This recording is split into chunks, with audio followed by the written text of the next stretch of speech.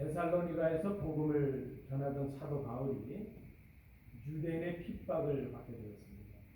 그래서 베레아라는 곳으로 몸을 피하였습니다. 아마 사도 바울의 생각 속에는 임시로 잠깐 몸을 피했다가 기회가 되면 다시 데살로니가로 가서 복음을 전해야 되겠다, 그렇게 생각했던 것으로 보여집니다. 그런데 이 데살로니가에 있었던 유대인들이 얼마나 집요하고 악착같은지 베레아로 도망가 있는 그 사도 바울에게 그 베레아까지 불량배들, 깡패들을 보내서 바울을 해코지 하고 죽이려고 했습니다. 또 어쩔 수 없이 사도 바울이 디모데를 데살로니가로 보내고 자기는 아덴을 거쳐서 남쪽으로 고린도라는 곳에 이제 몸을 피하게 됩니다. 사도 바울이 지금 고린도에 있습니다.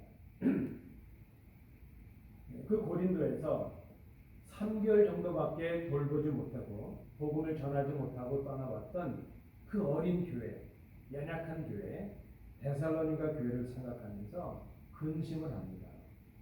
근데 마침 그때 데살로니가로 보냈던 디모데가 이제 사도 바울이 있는 이 고린도로 돌아와서 데살로니가 교회의 소식을 전해주게 되었습니다.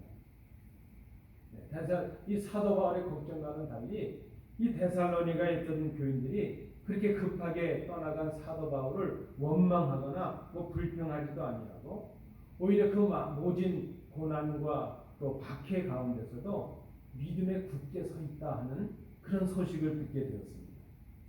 이 소식을 들은 사도 바울이 마음이 뜨거워져서 급하게 편지를 쓰게 되었습니다. 그 편지가 데살로니가 전서입니다.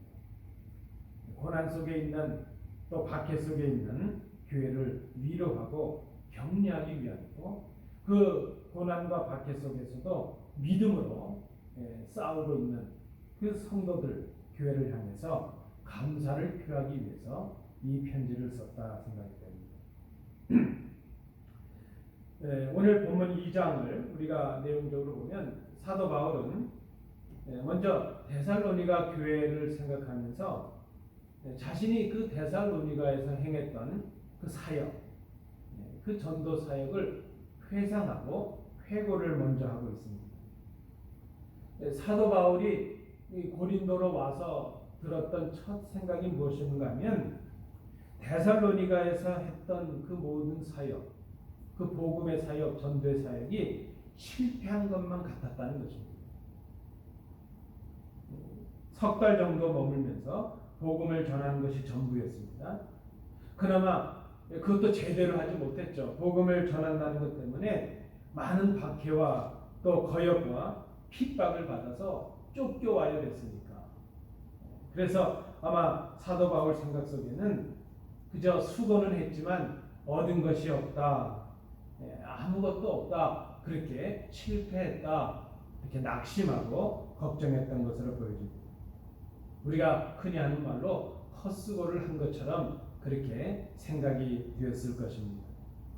근데 사도 바울이 데살로니가에서 돌아온 이 디모데의 소식을 통해서 듣고 보니까 이 데살로니가 교회가 겉으로 보여지지 않는 귀한 열매를 맺고 있다는 것을 발견하게 되었습니다. 자신이 생각했던 것처럼 그렇게 자신이 했던 수고가 헛수고가 아니었구나 하는 것을 깨닫게 된 것입니다. 그리고 지금 회상해 보는 것이죠.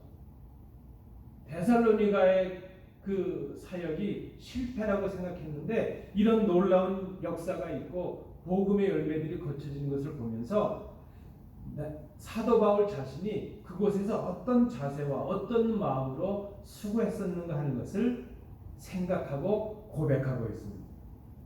그리고 그 감격과 기쁨을 데살로니가 교회와 함께 나누기를 원하고 있습니다. 오늘 우리가 보셔야 될 내용이 바로 이것입니다. 여러분, 우리 성도님들도 그러시지 않으세요? 우리가 믿음을 위해서 애써서 살아가고 또 복음을 위해서, 교회를 위해서 이제 뭔가 사역을 하고 수고하고 있는데 우리의 그런 그 수고가 헛된 수고가 되지 않기를 우리가 소망할 때가 얼마나 많은지 모릅니다. 뭐 저도 그렇죠. 뭔가 수고하면 그 일들이 그저 헛수고가 아니기를 소망하는 그런 마음들이 우리에게 있습니다. 오늘 우리가 이 사도 바울의 본문, 이 사도 바울의 이 고백을 통해서 우리가 살아가는 복음의 삶, 믿음의 삶이 헛된 일이 되지 않는 그런 마음의 자세, 그런 삶의 자세가 무엇인가 하는 것을 이 사도 바울의 고백을 통해서 발견할 수 있다는 것입니다. 첫 번째입니다. 2절과 4절 상반절을 참조해 주시기 바랍니다. 사도 바울은 자기 이해, 자기 존재와 자기 정체성에 대한 이해가 분명했다. 우리의 믿음의 삶과 복음의 사역이 헛된 일이 되지 않기 위한다면, 헛된 일이 되지 않으려면 먼저 우리가 알아야 될 것이 있는데, 내가 누구인가 하는 것을 분명하게 알 수 있어야 된다는 것입니다. 내가 누구인가 하는 것을 남이 가르쳐 줄 수 있는 것이 아닙니다. 내가 스스로 알아야 되는 것이죠. 사도 바울은 그런 면에서 자신이 누구인가 하는 것을 분명하게 바로 깨닫고 바로 이해하고 있었다는 것입니다. 사도 바울이 고백하고 있는 자기 정체성, 자기 이해는 4절 말씀에 보니까 하나님께 옳게 여기심을 입어 복음을 위탁받은 사람, 그것이 자기 존재에 대한 이해였습니다. 하나님의 시험과 하나님의 검증을 통해서 하나님께로부터 인정을 받아서 하나님이 친히 복음을 맡긴 사람, 그 사람이 바로 자기 자신이었다. 사도 바울이 그렇게 고백을 하고 있습니다. 하나님의 선택하심으로 복음을 위임받아서 사도의 직분을 감당하게 된 사람. 여러분, 우리가 나의 존재와 나됨을 바르게 이해할 수 있다는 것, 바른 자기 이해는 곧 내 사명이 무엇인가 하는 것을 바로 이해하게 되죠. 대개 우리가 사명을 잘 깨닫지 못하는 이유는 내가 누구인가 하는 것을 깨닫지 못하기 때문입니다. 사도 바울은 사도로서 복음을 전하는 것, 그것이 자기의 사명이라는 것을 알게 되었습니다. 내가 누구인가 하는 것을 알게 되니까 내 사명이 무엇인가 하는 것을 깨닫게 된 것입니다. 사도 바울은 그 사명을 따라서 복음을 전했습니다. 바울은 오늘 본문에도 고백을 하죠. 데살로니가 오기 전에, 여기 오기 전에 내가 빌립보라는 곳에서 복음을 전했다, 그렇게 고백을 합니다. 여러분 아시는 대로 그곳에서 사도 바울은 점치는 여자아이를 고쳐준 적이 있었습니다. 그런데 그 점치는 사람을 고쳐주니까 그 점치는 사람을 통해서 돈을 벌고 있었던 그 주인들이 고소를 하게 되었습니다. 사도 바울을 고소를 하게 돼서 사도 바울이 이제 옥에 갇히게 되고 매를 맞게 되는 그런 어려운 일을 당하게 되었습니다. 복음을 전한다는 것 때문에 혹독한 반대를 받아야 했죠. 그런데 사도 바울이 회상해 보니까 그것이 실패인 것 같았는데 아니었다는 것입니다. 옥중에 있을 때 기적이 일어났고 그 일을 통해서 옥을 지키던 간수가 회개하고 복음을 믿게 되는, 예수님을 믿게 되는 놀라운 역사가 있게 되었다는 것입니다. 그러한 일들이 빌립보에서뿐만이 아니라 데살로니가에서도 일어났다 하는 것을 지금 그가 고백하고 있습니다.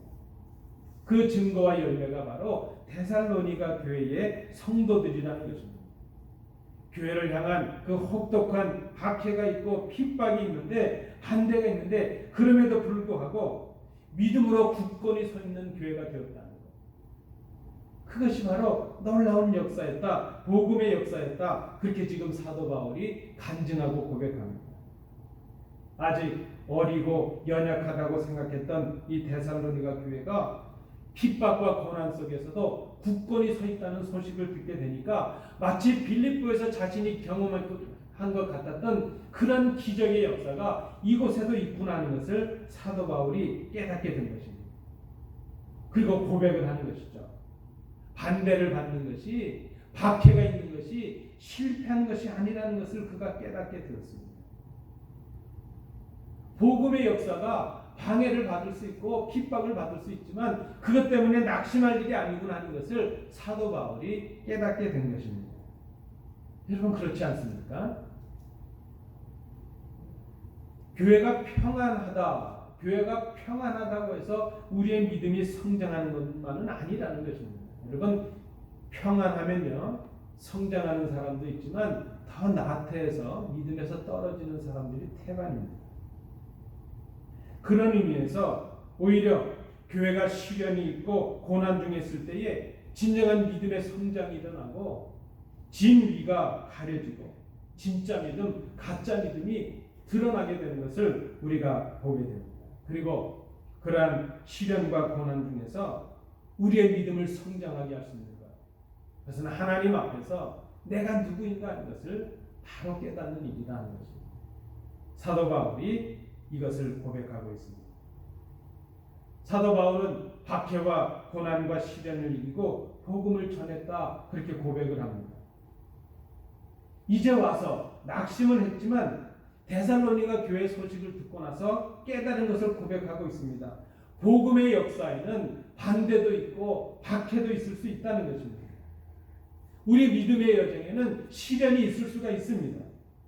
그러나 그런 박해와 고난과 시련에도 불구하고 복음의 역사는 이루어진다는 거죠. 하나님께서 이루십니다. 복음의 일, 믿음으로 살아가는 일, 그 일은 오늘 사도 바울이 고백한 것처럼 하나님을 힘입어 싸우는 일이라 그랬습니다. 옳은 일을 하다가 반대를 당할 수 있습니다. 실망하지 마십시오. 낙심하지 마십시오. 수고했는데 겉으로 보여지는 열매가 없습니다. 그렇다고 해서 절망하지 마십시오. 하나님의 역사는 반전이 있습니다. 하나님께서 주도하고 계십니다. 그저 오늘 보여지지 않는 열매가 보여지지 않는 오늘 낙심할 만한 조건으로 가득 찬 오늘을 보고 낙심할 일이 아니라 좀 더 길게 보자는 것입니다. 말씀을 전하고 말씀대로 살다가 반대와 고난과 어려움을 당할 수 있습니다. 그때 생각하십시오. 옳은 일도 반대를 받을 수가 있습니다. 복음은 반대를 받을 수가 있습니다. 박해를 받을 수도 있습니다. 고난을 당할 수도 있습니다. 그러나 반대가 있다고 해서 실패한 것이 아니라는 것입니다. 오히려 하나님께서 그 반대와 시련을 통해서 더 복음을 드러나게 하시는 복음의 역사가 있다는 것을 우리가 기억해야 될 것입니다. 사랑하는 성도 여러분, 신앙의 일이라고 하는 것을 편안함을 추구하는 것으로 생각하지 마십시오. 물론 복음의 역사를 통해서 하나님 우리에게 선물로 평안을, 기쁨을 주십니다. 그러나 편안함을 추구하는 것만을 신앙이라고 생각하는 것은 어리석은 신앙이고 연약한 신앙일 수밖에 없습니다. 이를 위해서 우리에게 정확한 자기 이해가 중요함을 깨닫습니다. 사도 바울은 그 모진 고난과 핍박 속에서 깨달았습니다. 내가 누구인가? 자신이 누구인가를 분명히 알고 있었습니다. 자신을 분명히 알게 되니까 하나님께서 주신 사명을 알게 되었습니다. 그 사명을 감당하면 하나님의 능력을 힘입게 되는 것을 깨달았습니다. 하나님의 능력으로 선한 싸움을 싸우게 되고 믿음의 삶과 복음의 삶을 감당할 수 있는 것을 깨닫게 되었습니다. 그의 수고가 헛된 일이 아니라는 것을 알게 되었다는 것입니다. 여러분 중요하지 않습니까? 자기 이해가 분명해야 헛된 일이 되지 않는 그런 삶을 살아갈 수 있다는 것입니다. 오늘 본문을 통해서 우리가 배우는 첫 번째 모습입니다. 두 번째입니다. 사도 바울의 고백을 통해서 우리가 또 배우는 것은 사도 바울은 하나님을 기쁘시게 하는 삶을 심었다. 3절, 4절 하반절, 5절, 6절을 참조해 주시기 바랍니다. 우리의 믿음의 삶, 또 우리의 복음의 사역이 헛된 일이 되지 않으려면 자기가 누구인가 하는 것을 깨닫는 것이 중요하고, 두 번째로 할 것은 하나님을 기쁘시게 하는 삶의 목적을 가져야 된다. 하나님을 기쁘시게 하는 삶의 목적. 말씀드린 대로 사도 바울이 자신이 누구인지 사명이 무엇인지를 바로 알게 되었습니다. 여러분, 나를 알면 하나님을 알게 됩니다. 또 하나님을 알면 알수록 나 자신을, 하나님 앞에 서 있는 나 자신을 더욱더 알게 됩니다. 사도 바울이 자신을 알게 되고 하나님을 고백하게 되니까 자신을 그렇게 사도로 부르신 분이 하나님이시라는 것을 알게 되었습니다. 자신의 삶의 목적이 자신을 부르신 하나님을 기쁘시게 하는 데 있다는 것을 그가 깨닫게 되었습니다. 하나님을 기쁘시게 하는 것, 그것이 사도 바울의 살아가는 이유가 되었고 존재의 이유가 되었습니다. 사역의 이유가 되었고 목적이 되었습니다. 여러분, 이런 질문이 있다면 우리가 어떻게 대답할 수 있을까요? 왜 살아가십니까? 여러분, 왜 사십니까? 무엇을 위해서 살고 계십니까? 하나님 앞에 하나님의 자녀로 성도로 살아가는 우리의 삶의 이유와 목적은 딱 한 가지, 하나님을 기쁘시게 하기 위함이라 하는 것입니다. 사도 바울이 복음을 전하는 원초적인 이유는 사람을 기쁘게 하는 데 있는 것이 아니라 오직 우리의 주인 되시는 하나님을 기쁘시게 하는 데 있었습니다. 그래서 사도 바울은 복음을 전함에 있어서 간사함이나 부정함이나 속임수로 하지 않았다, 그렇게 고백을 합니다. 3절 말씀을 보시면 제가 세 번역으로 읽어드립니다. 우리의 권면은 잘못된 생각이나 불순한 마음이나 속임수로 하는 것이 아닙니다. 4절 하반절에 우리가 이렇게 하는 것은 사람의 환심을 사려고 하는 것이 아니라 우리의 마음을 살피시는 하나님을 기쁘시게 해드리려고 하는 것입니다. 간사함이나 부정이나 속임수로 하지 않은 이유는 사람에게 행하는 것 같지만 우리의 마음을 보시는, 중심을 보시는 하나님 앞에서 행하는 것임을 그가 알고 있었기 때문에, 간사함이나 부정에서 난 것이 아니라는 이 말은 자신의 가르침이나 자신의 지식으로 한 것이 아니라 하나님의 지식, 하나님의 가르침을 전했다는 그런 의미를 담고 있습니다. 사람에게 행하는 것 같지만 먼저 보시는 분이 하나님이시요, 먼저 판단하시는 분이 하나님이시라는 것을 그가 깨닫게 되었습니다. 계속해서 5절 6절 말씀에서 고백합니다. 사람에게 잘 보이려고 아첨하는 말을 하지 않았다는 것입니다. 복음을 전함으로 자신의 욕심을 채우려고, 욕심을 구하려고 하지 않았다는 것입니다. 바울은 철저하게 우리의 마음을 감찰하시는 하나님의 임재 앞에서 두렵고 떨리는 마음으로 복음을 전하였습니다. 여러분, 하나님의 임재 앞에서, 하나님의 존재되심 앞에서, 코람데오라는 말입니다.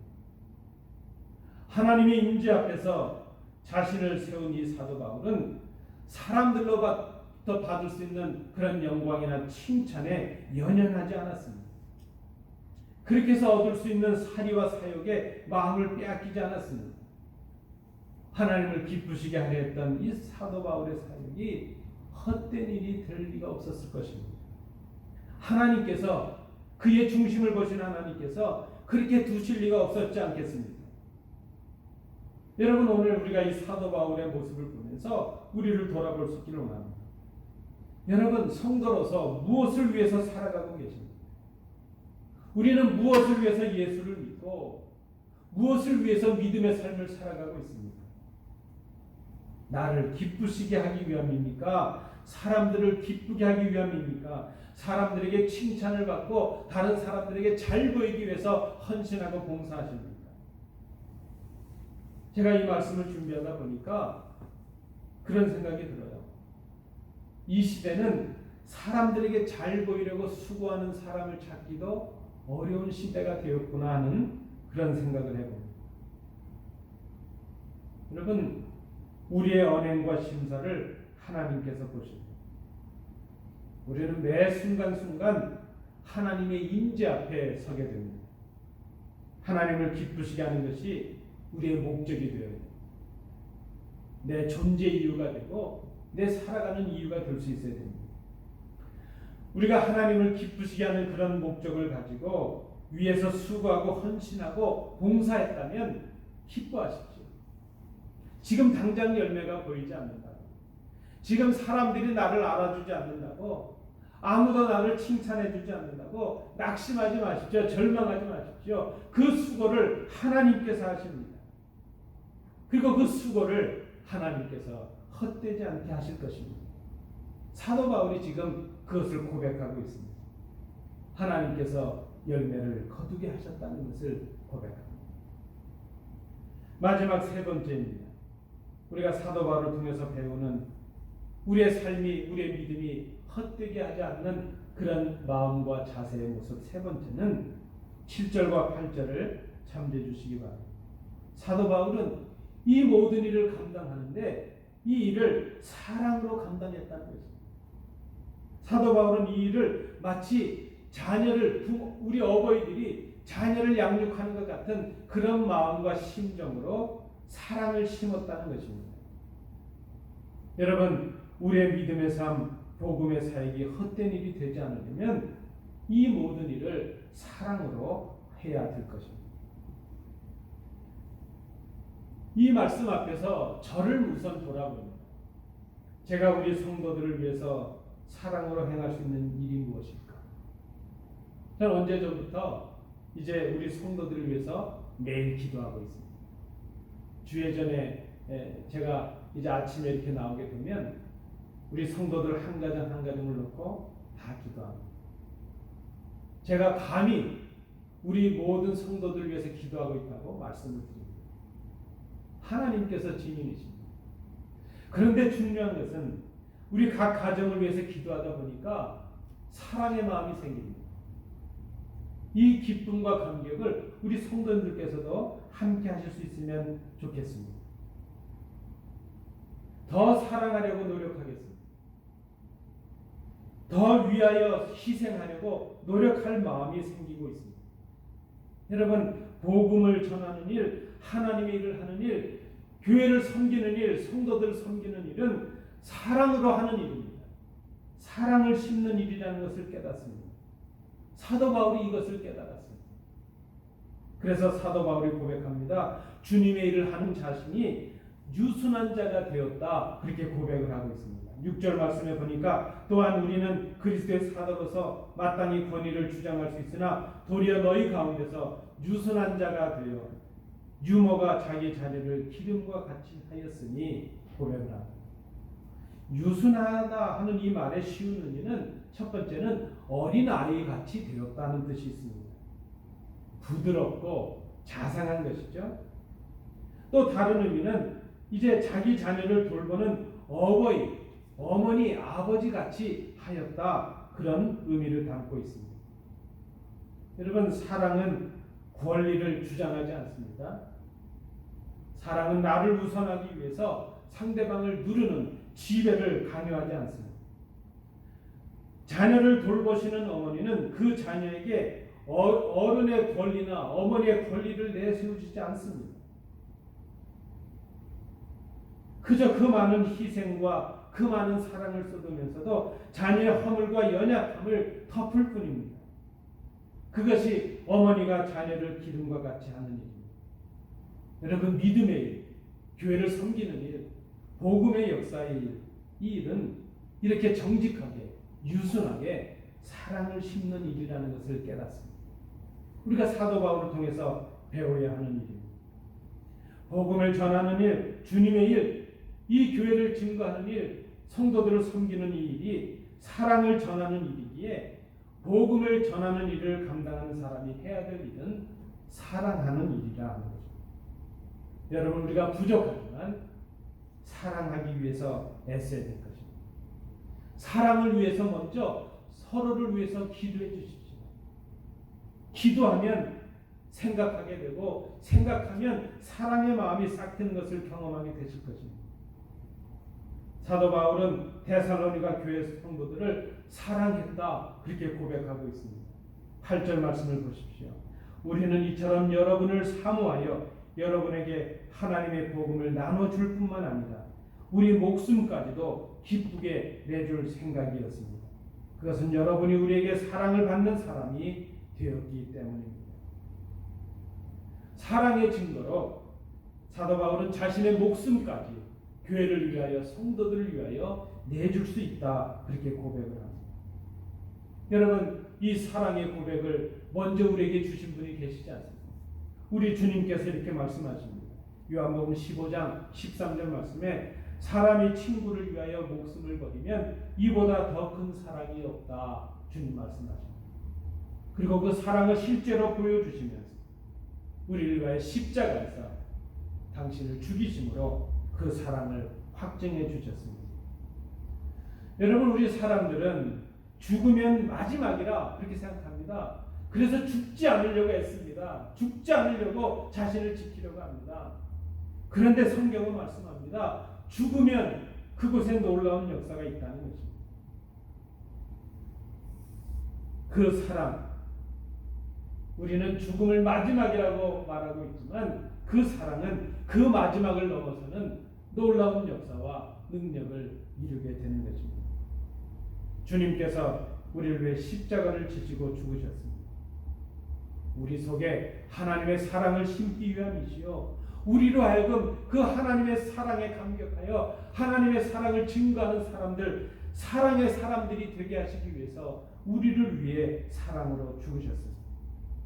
그리고 우리로 하여금 그 죽음으로 하나님의 사랑받는 자녀들이 되게 하셨고 다른 사람을 사랑할 수 있는 하나님의 자녀들이 되게 하셨습니다.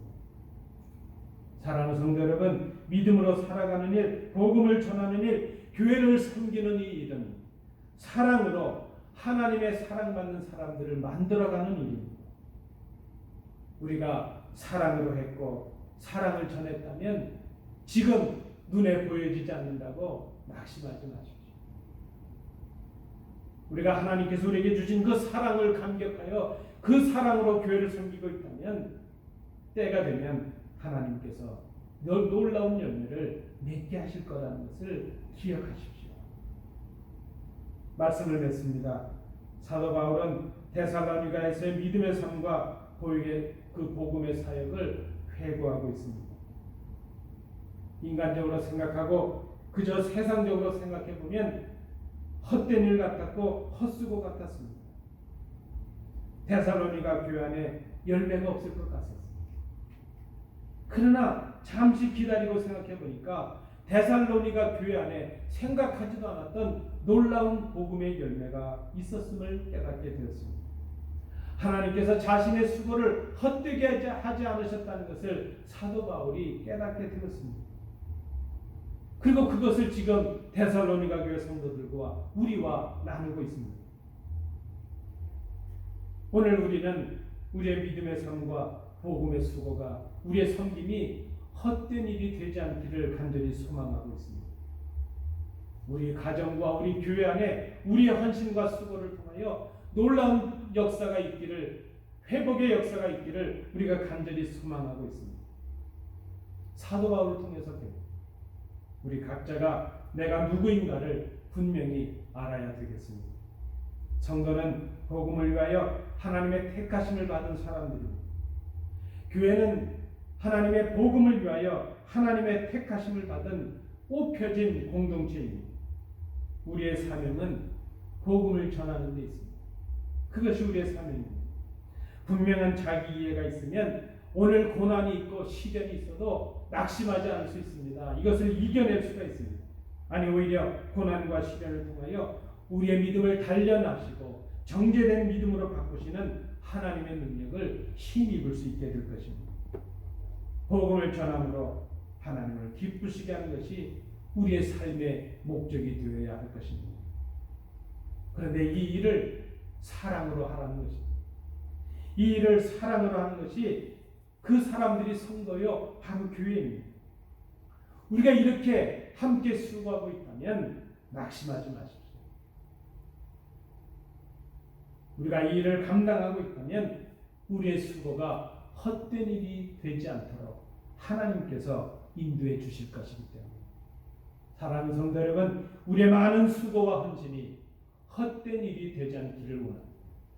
사도 바울을 통해서 이 마음과 자세를 새롭게 배우시는 복된 성도들 되시기 바랍니다. 그리고 회복된 교회, 회복된 하나님의 놀라운 역사를 소망하시는 모든 성도들이 되시기 바랍니다. 기도합니다.